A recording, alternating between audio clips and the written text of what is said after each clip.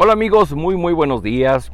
Fíjense que hoy día se hace mucho énfasis en el manejo de las emociones cuando una persona recibe el llamado de Dios.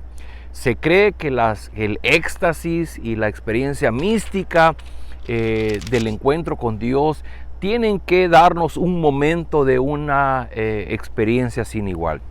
Sin embargo, vamos a ver en la vida del apóstol Pablo que esto no es precisamente lo que vivimos hoy día.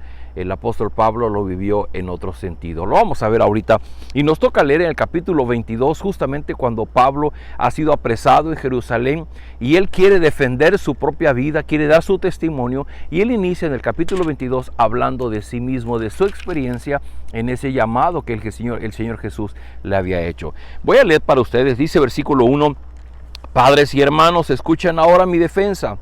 Al oír que Pablo les hablaba en arameo, guardaron silencio. Pablo continuó: Yo soy judío, nacido en Tarso de Cilicia, pero criado en esta ciudad, bajo la tutela de Gamaliel. Recibí instrucción cabal en la ley de nuestros antepasados, y fui tan celoso de Dios como cualquiera de ustedes lo es hoy día.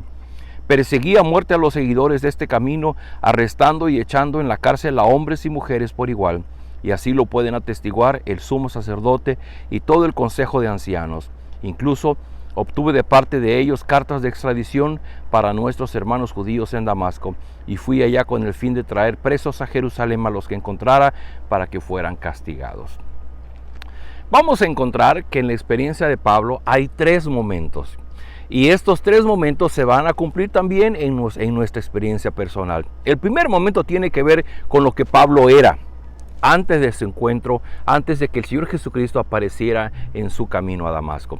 Y lo que Pablo era básicamente era dos cosas. Número uno, Pablo era una persona instruida, había sido educada a los pies del famosísimo maestro Gamaliel en la ley de Moisés.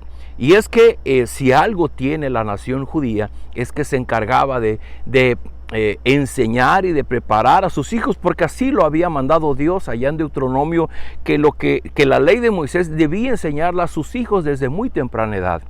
Pablo había sido así, había sido educado en la ley de Moisés. Sin embargo, no olvidemos que en los tiempos del Señor Jesucristo, el mismo Señor Jesús le dijo a los fariseos que ellos eran como sepulcros blanqueados, porque lo que ellos hacían es aparentar el cumplimiento de la ley cuando en realidad no podían cumplir el espíritu de la ley. Y el espíritu de la ley tenía que ver con amar a Dios y amar al prójimo. Y ellos se esforzaban por cumplir la ley, aunque no importara si estaban amando a Dios o al prójimo.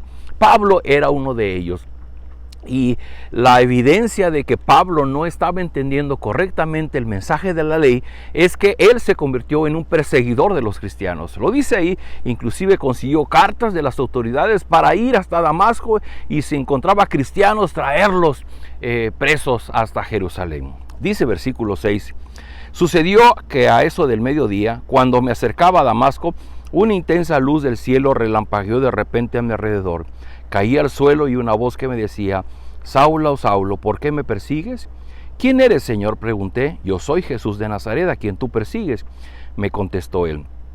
Los que me acompañaban vieron la luz, pero no percibieron la voz del que me hablaba. ¿Qué debo hacer, Señor?, le pregunté. Levántate, dijo el Señor, y entra en Damasco. Allí se te dirá todo lo que se te ha dispuesto que hagas. Aquí está la segunda parte de la experiencia de Pablo, y que debe coincidir con nuestra experiencia. Por una parte, también nosotros tenemos un pasado, tenemos una experiencia. Puede ser que hayamos sido religiosos o no, puede ser que tengamos algún conocimiento de Dios, puede ser que hemos crecido con una creencia en un Dios supremo. Pero eso es muy distinto a un encuentro personal con el Señor Jesucristo. Y lo que vemos en el pasaje no es que Pablo fue a buscar al Señor Jesús. El Señor Jesús se atravesó en su camino, se le apareció en su camino a Damasco. Él andaba cumpliendo lo que él creía que era lo correcto, pero el Señor Jesús se le aparece. Segundo elemento es: nosotros podemos identificar en nuestra vida cuando el Señor Jesús aparece en nuestro caminar. Se ha dicho por los teólogos que los hombres, todos, somos tan malvados, con un corazón tan egoísta, tan egocéntrico, tan autogobernable, que no está en nuestras facultades el buscar a Dios. No es que nosotros vamos al encuentro de Dios porque nos damos cuenta que estamos mal, no. siempre será que Dios aparece en nuestra vida y envía su Espíritu para que su Espíritu abra nuestro corazón y nos demos cuenta que algo está mal en nuestra relación con Él.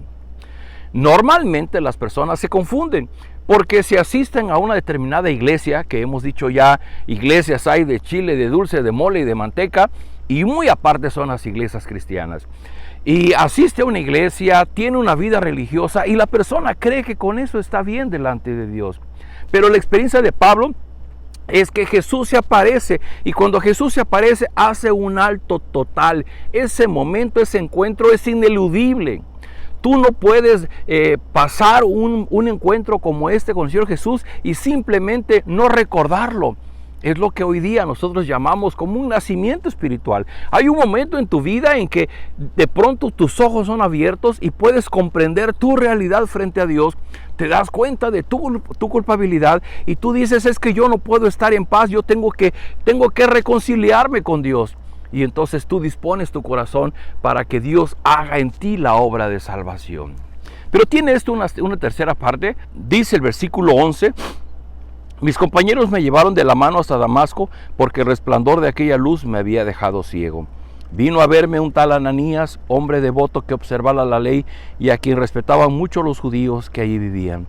Se puso a mi lado y me dijo, hermano Saulo, recibe la vista. Y en aquel mismo instante recobré la vista y pude verlo. Luego me dijo, el Dios de nuestros antepasados te ha escogido para que conozcas su voluntad y para que veas al justo y oigas las palabras de su boca. Tú le serás testigo ante toda persona de lo que has visto y oído.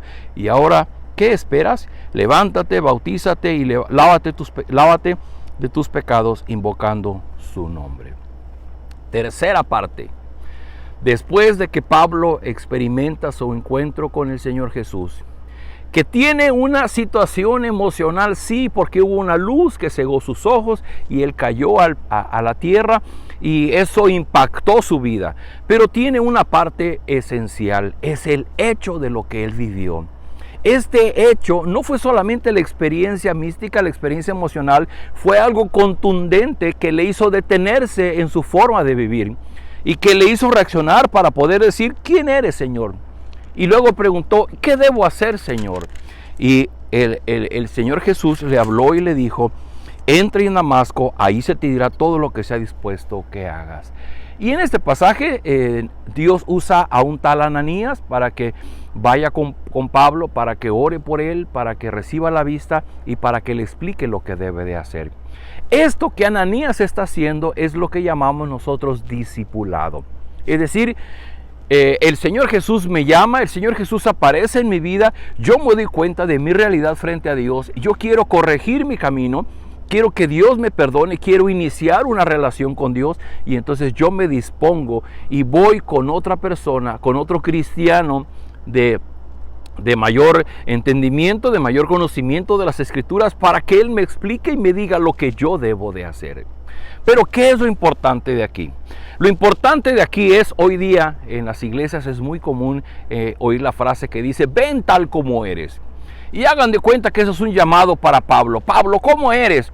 Pues él era un legalista, él buscaba cumplir la ley a como diera lugar, no importaba si no amaba a Dios ni a su prójimo, lo que importaba es que él cumplía con la ley.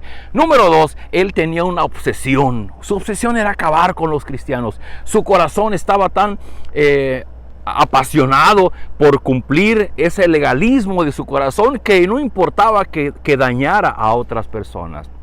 Ven tal como eres, Pablo, pero el encuentro con el Señor Jesús va a cambiar su rumbo, va a cambiar su perspectiva, va a cambiar su cosmovisión de la vida, va a cambiar la forma en que se ve a sí mismo, en la forma que concibe a Dios. Y ese encuentro con el Señor Jesús es lo que marca nuestro inicio en la vida cristiana. Algunos lo pueden entender a una edad muy temprana, otros a edad mediana y otros a una edad muy avanzada.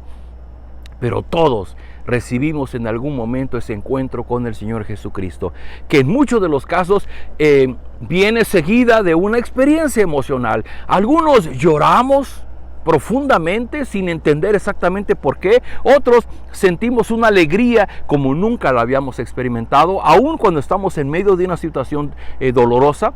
Otros podemos experimentar una profunda paz en medio de una crisis y de una agonía. Pero lo más importante es lo que Pablo dijo aquí, que dijo: Señor, ¿y qué debo hacer? Y él le dice: ven, ve a Damasco, porque ahí te dirá lo que sea dispuesto para ti. Y esa es la parte importante en la vida cristiana. Cuando nosotros nos disponemos, después de nuestro encuentro con Cristo, nos disponemos: Señor, tú dime qué quieres que yo haga. Ya no sigo aferrado a mis planes, a mis objetivos de vida, a mis metas, a mis sueños. Ahora yo me dispongo para servir a mi Señor y Salvador. Eso es lo que marca la diferencia. Amigos, 3 puntos importantes. No importa quién tú hayas sido en el pasado, pero es muy importante que tú puedas identificar ese momento de tu encuentro con el Señor Jesucristo y cómo eso, a partir de ahora, como una consecuencia, ha cambiado tu forma de vivir. ¿Qué estás haciendo ahora como un hijo de Dios? ¿En qué te ocupas como un cristiano? ¿Quién te está discipulando? ¿Qué tiempo estás tomando para seguir aprendiendo del Evangelio y que el Evangelio cumpla su propósito en ti? Déjame orar por ti. Padre, gracias porque en esta mañana podemos revisar la experiencia de Pablo, pero yo oro por las personas, Señor, que tal vez no han tenido esta oportunidad de un encuentro personal contigo. Yo ruego, Señor, hoy mismo, envía de tu Espíritu.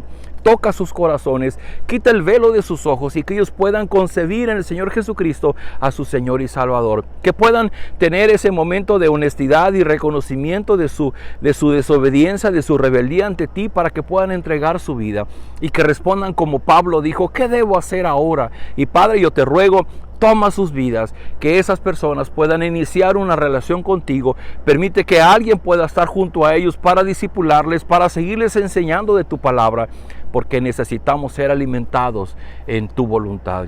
Te ruego, Padre, obra en el corazón de las personas que escuchan este mensaje, que tu palabra pueda llegar hasta la persona que lo necesita. Oramos en el nombre del Señor Jesús. Amén. Queridos amigos, es nuestra oración que ustedes puedan hoy día poder tener esas 3 partes en su testimonio: cómo fueron antes, en qué momento conocieron del Señor Jesucristo, y que ahora ustedes puedan describir su vida, cómo la viven disponiéndose a hacer la voluntad del Padre en su diario vivir. Nos vemos el día de mañana.